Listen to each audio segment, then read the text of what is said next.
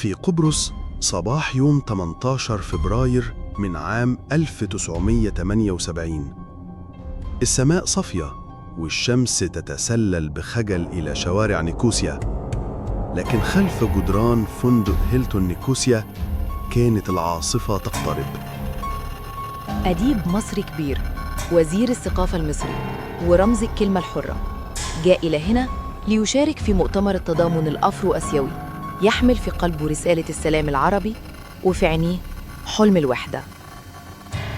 لم يكن يعلم أن هذا الصباح سيكون آخر صباح يراه.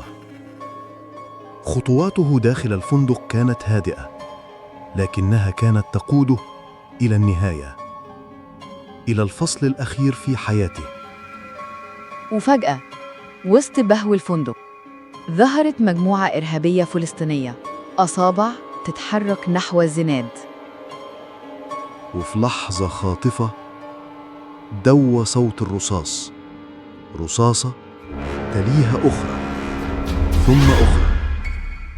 الجميع يصرخ، الفوضى تعم المكان، دماء تنزف على سجاد الفندق الفخم. سقط وزير الثقافة يوسف السباعي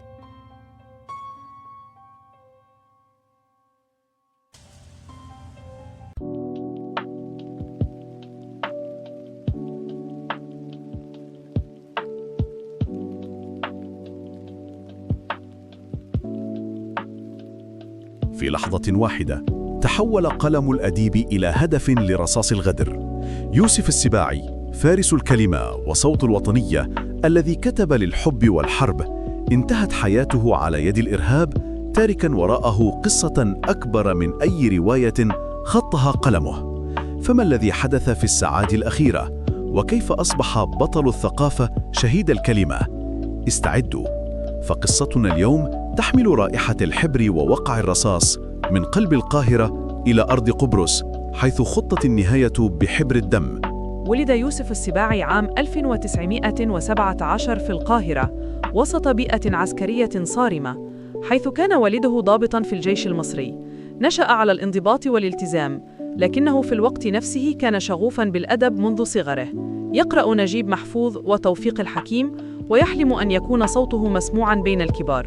لم يكتفي بحلم الكتابة فقط، فالتحق بالكلية الحلبية ليصبح ضابطاً في الجيش المصري. هناك امتزجت في شخصيته قوة الميدان برقة الكلمة، فصار الكاتب المقاتل، أو كما أحب أن يصف نفسه، الفارس الذي يحمل القلم والسيف معاً. في أربعينيات القرن الماضي بدأ نجمه الأدبي يسطع، كتب السقامات وأرض النفاق وبين الأطلال، تلك الروايات التي تحولت إلى أفلام خالدة تحمل رسائل اجتماعية وإنسانية عميقة. لم يكن أدبه مجرد تسلية، بل كان نقداً للفساد والدعوة للحرية. لكن يوسف السباعي لم يبقى على مقعد الكاتب فقط، تقلد مناصب كبرى، منها وزير الثقافة ورئيس تحرير مجلة الرسالة والأهرام وأمين عام منظمة التضامن الأفرو أسيوي. أصبح صوتاً دبلوماسياً عالمياً ينقل رسالة مصر إلى العالم، خاصة بعد حرب أكتوبر 1973. لكن القدر كان يخبئ فصلاً أخيراً مأساوياً، ففي 18 فبراير 1978 كان السباعي في قبرص لحضور مؤتمر للتضامن الأفرو أسيوي. لم يكن يعلم أن بعض الرصاصات تنتظره هناك.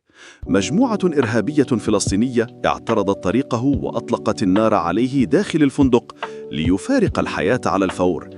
الصدمة كانت هائلة. مصر أعلنت الحداد، وخرجت جنازته العسكرية وسط دموع المثقفين والجماهير. كان رحيله رسالة بأن الكلمة قد تكون أقوى من الرصاص، لكن الرصاص أحياناً يختار أن يسكتها.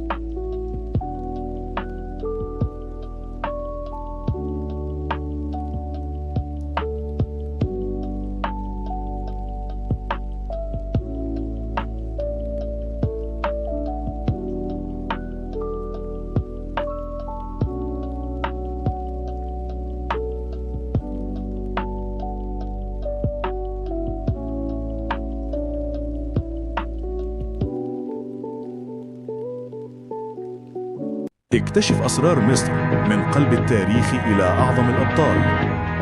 استمع لحكايات لم تروى من قبل عن شخصيات غيرت مصير أمة، من الفراعنة إلى الثوار ومن العباقرة إلى المتمردين. كل حلقة من بودكاست حواديت مصرية كنز من الدهشة والإلهام والتشويق. لا تفوت الحلقات السابقة ولا تدع القادمة تفوتك. تابعنا الآن وعيش التاريخ وكأنك كنت هناك. متاح على يوتيوب وكل منصات البودكاست.